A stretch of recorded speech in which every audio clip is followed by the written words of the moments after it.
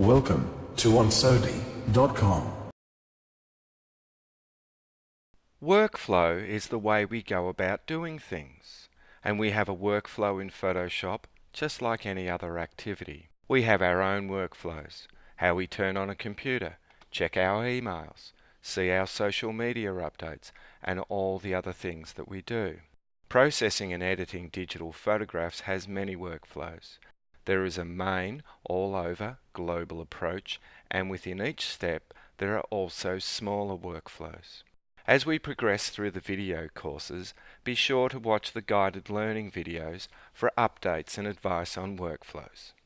Maintaining a consistent workflow is very important to the success of using Photoshop.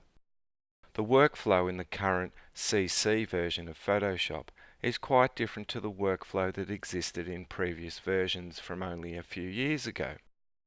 The workflow in Photoshop is always evolving with each new update. Some of the newer versions of Photoshop had small workflow changes and additions, where other updates introduced substantial changes to the workflow. The global workflow involves three key software components, all of which are part of Photoshop. Adobe Bridge for viewing and organizing images, plus more. Adobe Camera Raw, also known as ACR, for processing raw files from basic to advanced, and Photoshop for image editing and retouching. Within each of these software applications there are more workflows and variations. It's wise to stick to global workflows as much as you can, as it prepares you better for understanding advanced Photoshop. Let's start by looking at the current workflow approach for Adobe Photoshop CC. The main workflow for modern photography is image capture, the craft of taking the photograph, importing your photographs onto your computer, viewing and organizing your photos, optimizing your photos, editing the photos, and finally the output of your photos. Image capture. We capture our photographs with a camera, obviously, and there are many forms of cameras. You can import your photos to your computer in a number of ways, but after that you need to view them. Watch the video lessons, Importing Photos and Managing Photos Part 1 and 2 in the Import and Organize course. Adobe Bridge is perfect for viewing images, and you don't have to import your photos to see them. Some of you may use Adobe Lightroom, which you can also use to catalogue your images, but with Lightroom you have to import your photos first.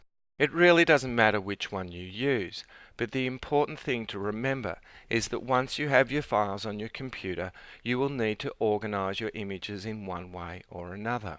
The next stage is to optimize your images. This involves manipulating the image data because, after all, digital photographs are just a bunch of computer code and numbers that we can edit indefinitely. The workflow for optimizing images will be slightly different depending upon the file format that the photographs were captured in. Taking photos in the RAW format will give you the best possible quality and data. If your camera cannot capture RAW photographs, then it's still okay, but we use similar workflows to optimize JPEG images. RAW files use Adobe Camera Raw or Adobe Lightroom to optimize. JPEG files, again, use Adobe Camera Raw or Lightroom or Photoshop. You can use three proven methods for optimizing your images. The best platform, however, is Adobe Camera Raw, and you can still use JPEGs with Camera Raw, but be sure to set the Camera Raw preferences to open JPEG files first. Watch the video lessons on Camera Raw preferences in the Adobe Camera Raw Intro course for more information. You can use Lightroom to optimize your images, but both Camera Raw and Lightroom use an identical software process, and the interfaces of both programs is different.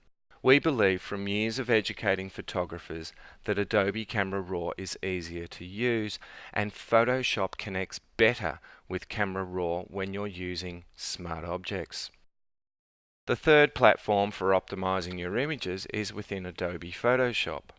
Photoshop is the grandmaster for editing and retouching photographs. But Photoshop needs a quality image to start with, and that's where we use Camera Raw to get the best possible starting point. Within each of these 3 software packages, there will be more workflows to follow.